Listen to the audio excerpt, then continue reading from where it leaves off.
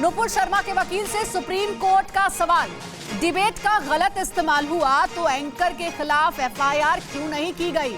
Debate गलत हुई तो सबसे पहले एंकर की शिकायत दर्ज करवाते, ये सुप्रीम कोर्ट ने कहा है। देखिए, ये पूरा जो मसला है, पूरा जो विवाद है, वो नुपुर शर्मा को लेकर के है, उनके बयान को लेकर के है। सुप्रीम कोर्ट ने बड़ी ही बारीकी से एक एक मुद्दों पर अपनी राय रखी, अपनी बात रखी, और जिसमें सबसे पहले तो ये कहा गया कि नुपुर शर्मा ने जो बयान दिया है, उस कॉन्ट्रोवर्शियल स्टेटमेंट की वजह से इस वक्त देश में आग लगी हुई है। देखिए, हमारे साथ पैनलिस्ट भी लगातार जुड़े हुए हैं। सर, अपडेट्स जैसे जैसे आ रही है वो शेयर करना पड़ रहा है हमें, लेकिन शलभ मणि त्रिपाठी ने जो अभी सवाल पूछा था, सुरेंद्र जी, वो सवाल आपने पूछ लिया होगा, क्योंकि आप पूछ रहे तो वो भी जवाब दे रहे, इसलिए आप भी जरा जवाब दीजिए कि जो धमकी मौलाना की ओर से राजस्थान में दी गई, उस पर कोई कार्रवाई क्यों नहीं हुई?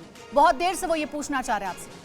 मैं तो बहुत स्पष्ट रूप से कह रहा हूं, शलभ जी से भी कह रहा हूं, कुछ मामलों को लेकर के जहां पर भी हेट स्पीच होती है, चाहे वो हिंदू के खिलाफ हो, चाहे वो मुसलमान के खिलाफ हो, सिख के किसी के खिलाफ भी हो, उस पर समान रूप से कठोरतम धाराओं में कार्रवाई होनी चाहिए। मैं आपसे फिर से बताऊं, उदयपुर की जो ये बात कर रहे हैं, मैं फिर से कहता हूं, मुझे नहीं मालूम शलभ मणि जी उनसे मिलने गए थे या नहीं। मैं पुलिस की बात बता रहा हूं, मैं भी नहीं गया था। पुलिस ने जो बताया है वो ये बताया है कि दोनों पक्षों का समझौता हो गया था और दोनों पक्षों ने कहा था। लेकिन सुरेंद्र जी, सबसे बड़ा सवाल तो यही है, थाना एफआईआर के लिए, कार्रवाई के लिए होता है या फिर समझौते का सेंटर है? और क्या पुलिस समझौता कराने से पहले जो शख्स सोशल मीडिया पर आकर धमकी देता है, क्या उसका प्रोफाइल चेक नहीं करना चाहिए था, उसका बैकग्राउंड चेक नहीं करना चाहिए था, और बिना चेक किए समझौता कराने का जिम्मा पुलिस ने ठेका उठा लिया?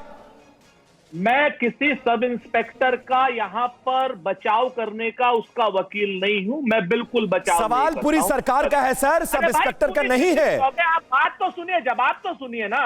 आप क्यों वकील बन रहे हैं? 2 मिनट आप सवाल तो मैं पूछूंगा ना आपसे।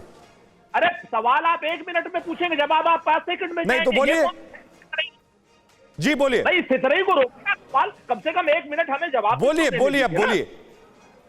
आपने लखनऊ में भी तमाम क्राइम की रिपोर्टिंग की है। थाने कार्रवाई करने के लिए भी होते हैं और थाने समझौते कराने के लिए भी होते हैं, और थानों में अगर समझौते न हो तो इतनी पुलिस और क्या नाम शलभ मणि विधायक हो गए हैं, इनके एरिया में करोड़ों जो है मुकदमे हो जाएंगे। थानों में समझौते होते हैं, ये बात सच है कि उसका आतंकी कनेक्शन चेक किया जाना चाहिए था। यहाँ अगर पुलिस से चूक हुई है तो पुलिस के खिलाफ कड़ी कार्रवाई होनी चाहिए। क्यों नहीं होनी चाहिए पुलिस के खिलाफ कड़ी कार्रवाई? लेकिन हमको ये बताइए कि आज सुप्रीम कोर्ट की टिप्पणी के बाद क्या नुपुर शर्मा के लिए भारतीय जनता पार्टी माफी मांगेगी कि नुपुर शर्मा ने एक आतंकवादी घटना को अंजाम देने में मदद की? एक आतंकी की सहयोगी हो गई है नुपुर शर्मा की बयान से पूरे देश में आग लगी है। आतंकी घटना हुई है, तो क्या ये आतंकियों की मददगार नहीं है? आज भी भारतीय जनता पार्टी लेकिन किंतु बट परंतु पर नुपुर शर्मा के बचाव में खड़ी है। क्या भारतीय जनता पार्टी को नहीं चाहिए कि नुपुर शर्मा को गिरफ्तार करे? और महाराष्ट्र में ठीक है, शलभ आप जवाब दे दीजिए।